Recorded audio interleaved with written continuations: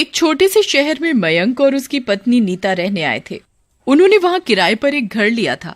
वो घर अभी नया नया ही बना था, तो मयंक और नीता को घर जल्दी ही पसंद आ जाता है और उन्होंने उस घर को किराए पर लेने का सोच लिया।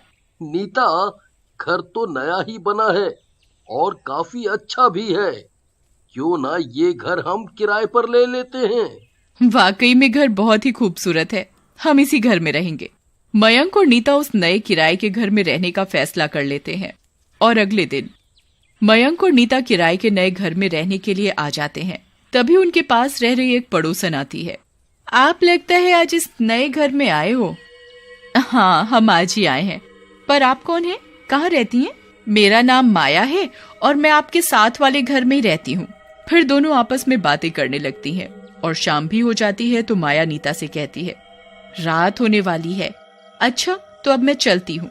इतनी भी जल्दी क्या है? थोड़ी देर और रुको, खाना खाकर जाना। आपके साथ बात करके बड़ा ही अच्छा लगा। मुझे अब चलना होगा, रात भी होने वाली है और यहाँ इतनी रात को रहना ठीक नहीं है। और एक बात और, तुम अपना ध्यान रखना। ध्यान रखना मतलब मैं समझी नहीं। कुछ नहीं, वो बस ऐसे ही। अच्छा, मैं चलती हूँ। ये कहकर माया फटाफट अपने घर चली जाती है। नीता सोचती रहती है, ये माया ने ऐसा क्यों कहा कि अपना ध्यान रखना और इतनी रात में यहाँ रहना ठीक नहीं। नीता बहुत सोचती है पर उसे कुछ समझ नहीं आता कि माया ने ऐसा क्यों कहा। तभी उसका पति मयंक भी आ जाता है। नीता, क्या हुआ? तुम्हारा चेहरा क्यों उतरा हुआ है? क्या घर पसंद नहीं आया? नहीं, ऐसी कोई बात नहीं है। फिर नीता अपनी पड़ोसन माया की बात मयंक को बताती है। तुम भी ना कैसी कैसी बातों पर ध्यान देती हो। बोल दिया होगा उन्होंने ऐसे ही। ये तो नॉर्मल बात है। तुम छोटी छोटी बातों पर इतना मत सोचा करो। मयंक और नीता दोनों रात को खाना खाकर सो जाते हैं। वो दोनों सो रहे होते हैं, तभी उन्हें कुछ अजीब सी आवाजें सुनाई देती हैं। आवाजों से नीता की आंख खुल जाती है और उसे नींद नहीं आती। वो मयंक को उठाती है। मयंक, उठो, देखो ये आवाजें कैसी आ रही हैं। मयंक गहरी नींद में सोया होने के कारण नहीं उठ पाता। नीता को डर के कारण नींद नहीं आ रही थी। उसे कुछ अजीब सी आवाजें डरा रही थी। तभी आवाजें अपने आप आनी बंद हो जाती हैं और नीता की पूरी रात ऐसे ही निकल जाती है। और अगली सुबह नीता मयंक को रात में आने वाली आवाजों के बारे में बता रही थी। तुमने कल ज्यादा ही काम कर लिया था और फिर घर भी शिफ्ट किया है। ये सब थकावट के कारण हो रहा होगा। तुम भी ना कुछ ज्यादा ही वहम पालती हो। मयंक नीता को बोलता है कि मैं ऑफिस जा रहा हूँ, तुम अपना ख्याल रखना। ये कहकर मयंक ऑफिस चला जाता है और नीता अपने घर के काम में लग जाती है। वो बाथरूम में कपड़े धो रही होती है, तभी उसे मिक्सी चलने की आवाज आती है। अरे, ये किचन में से मिक्सी कौन चला रहा है? और वो डरते डरते किचन की तरफ जाती है तो देखती है कि किचन में चारों तरफ बिजली की तारें फैली पड़ी हुई हैं। अरे, ये बिजली की तारें कैसी पड़ी हुई हैं? यहाँ ये तारें कैसे आईं? कोई है भी नहीं। नीता ये सब सोच ही रही होती है, तभी उसे एक बेहद डरावना आदमी खड़ा हुआ दिखाई देता है, पर उसे उसका चेहरा नहीं दिखाई दे रहा था। उसके हाथ में बहुत सारी बिजली की तारें हैं। ये देखकर नीता चिल्लाने लगती है, कौन कौन है वहाँ? नीता आवाज देती है, तभी उस आदमी की गर्दन अपने आप घूम जाती है। वो एक डरावना भूत था। मैं आपके किचन की तारें ठीक करने आया हूँ। आपके किचन की सारी तारें खराब हैं, उन्हें ठीक करना पड़ेगा। तुम्हारे किचन में घटिया तारें लगी हुई हैं, इसलिए मैं इसे ठीक करने आया हूँ। तुम तो भूत हो और मेरे घर में कैसे आए? भूत तो कहीं भी जा सकते हैं। मुझे कुछ ठीक नहीं कराना, तुम जाओ यहाँ से। भूत गुस्से से नीता को देखता है। मुझे मेरा काम करने दो, बीच में मत बोलो। नीता चुप नहीं होती, वो फिर बोलती है। तभी भूत अपनी शक्ति से नीता को उठाकर दूर फेंक देता है और नीता बेहोश हो जाती है। तभी थोड़ी देर बाद मयंक भी आ जाता है। वो नीता को इस तरह बेहोश पड़ा देखकर घबरा जाता है। नीता, उठो, क्या हुआ? तुम ठीक तो हो ना? नीता होश में आते ही मयंक को भूत वाली बात बताती है, पर मयंक नीता की बात का विश्वास नहीं करता। नीता, कल जाकर तुम डॉक्टर को दिखाना, तुम्हारी तबीयत ठीक नहीं है। अब मैं आपको कैसे समझाऊं? कुछ समझने की जरूरत नहीं है, तुम्हें आराम की जरूरत है। अब तुम सो जाओ। मयंक और नीता सो जाते हैं। तभी कुछ देर बाद उनके कमरे की लाइट चली जाती है तो मयंक की गर्मी लगने की वजह से नींद खुल जाती है और वो उठकर बैठ जाता है तो देखता है, अरे ये क्या, सबकी लाइट आ रही है और हमारी नहीं? ऐसा कैसे हो सकता है? लगता है फ्यूज उड़ गया है। अब इतनी रात में कौन बिजली ठीक करने आएगा? तभी उनके मकान की बेल बजती है। अब इतनी रात में कौन आया होगा?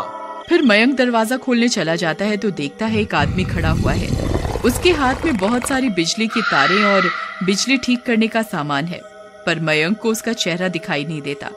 मयंक उस आदमी से पूछता है, बोलो, आपको क्या चाहिए? मयंक के इतना बोलने पर उस आदमी की गर्दन घूम जाती है। वो एक भूत होता है। वो मयंक से बोलता है, आपको मेरी जरूरत है। भूत? आप तो भूत हो।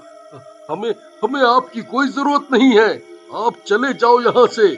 क्या आपके घर की लाइट नहीं गई? हाँ तो? तभी तो मैं आपके घर की लाइट ठीक करने आया हूँ। हमें कोई लाइट वाइट ठीक नहीं करानी। भूत गुस्से से मयंक को देखता है और जबरदस्ती घर में घुस जाता है। मयंक कुछ बोलता तभी नीता की आवाज आती है, क्या हुआ?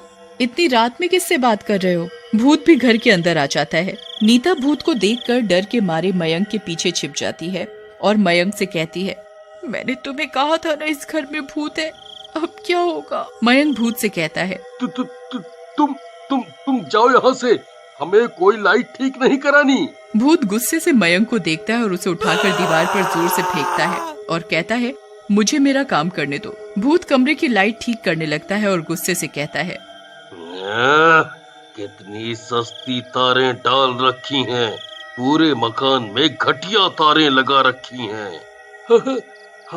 हमें कुछ नहीं पता, हम तो यहाँ किराए पर अभी आए हैं। भूत के हाथों में बिजली की तारें थी, उसमें से करंट निकल रहा था। वो बिजली की तारें लेकर उनकी ओर जा रहा था। नीता और मयंक उससे बचने की कोशिश कर रहे थे। तभी नीता भूत को कहती है, हमें छोड़ दो, हमें करंट मत लगाओ। छोड़ दूं? नहीं छोड़ूंगा, सबको करंट से मार डालूंगा। मगर हमने तुम्हारा क्या बिगाड़ा है जो तुम हमें मारना चाहते हो? जो कोई भी इस मकान में रहने आएगा मैं उसे मार डालूंगा। भूत करंट की तारें लेकर मयंक की ओर बढ़ता हुआ आता है तो मयंक बड़ी जोरों की चिल्लाने लगता है, हमें छोड़ दो, हमें छोड़ दो, हमें मत मारो, भगवान के लिए हमें मत मारो। जब ये मकान बना था तब इस घर के मकान मालिक ने एक बार भी सोचा था कि उसकी एक लापरवाही की वजह से मेरी मौत हो गई। मैंने उसे इतना समझाया था कि घर में घटिया तारे मत लगवाओ, पर इस घर के मालिक ने मेरी एक नहीं सुनी। तारें कमजोर होने के कारण उनमें करंट आ गया और उसकी वजह से मैं मर गया। इसमें फिर हमारा क्या दोष? दोष इस मकान में रहने वाले का है। जो इस मकान में रहेगा वो मरेगा ही मरेगा। इस मकान में अगर बढ़िया तारें लगाई होती तो आज मैं जिंदा होता, मेरे बीवी बच्चे बेघर नहीं होते। उनके पूरे घर में अंधेरा छाया हुआ था। भूत की तारों से मयंक और नीता का डर के मारे बुरा हाल हो रहा था, पर करें भी तो क्या करें? वो दोनों मन ही मन भगवान को याद कर रहे थे। हे भगवान, हमें इस भूत से बचा लो। हे भगवान, हमें इस भूत से बचा लो। हे भगवान, हमें इस भूत से बचा लो। तभी नीता का हाथ लालटेन पर पड़ जाता है। लालटेन नीचे गिरने के कारण उसमें से थोड़ी आग निकलने लगती है। आग को निकलता देख भूत डर जाता है और वो चिल्लाने लगता है,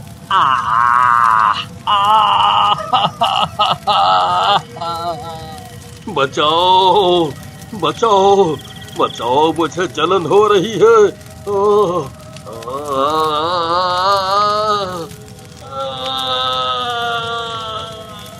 इस तरह भूत को आग से डरता देखकर मयंक दौड़कर किचन से मिट्टी का तेल लेकर भूत के ऊपर डाल देता है और नीता जल्दी से उसके ऊपर माचिस जलाकर डाल देती है।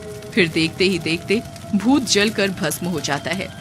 भूत को भस्म होता देख मयंक और नीता की जान में जान आती है और वो दोनों उस घर में हंसी खुशी रहने लगे।